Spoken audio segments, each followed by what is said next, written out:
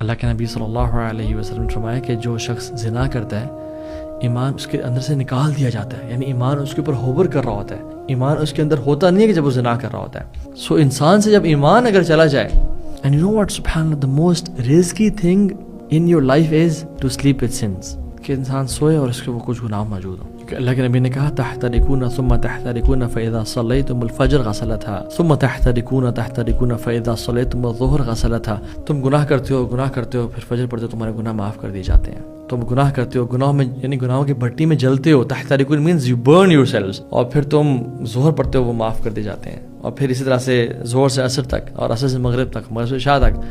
اس کے بعد اللہ کے نبی نے کہا صلی اللہ علیہ وسلم کہ ثم تنامون، پھر تم سو جاتے ہو. اور یاد رکھیں جو شخص سو جاتا ہے اس پہ قلم اٹھ جاتا ہے، نہیں لکھا جاتا. تو ایک شخص جو عشاء کے بعد نہیں سوتا اور وہ کسی لڑکی سے بات کرتا ہے جو حرام ریلیشنشپ ہے یا کچھ ایسا دیکھتا ہے جو حرام ہے، اور وہ کرنے کے بعد سو جاتا ہے، تو وہ ثم تنامون تو نہیں ہوا نا، پھر وہ سویا نہیں ہے بٹ وہ جاگ رہا ہے. اور گناہ کرنے کے بعد وہ موت کے منہ میں جا رہا ہے، sleep which is the mind death.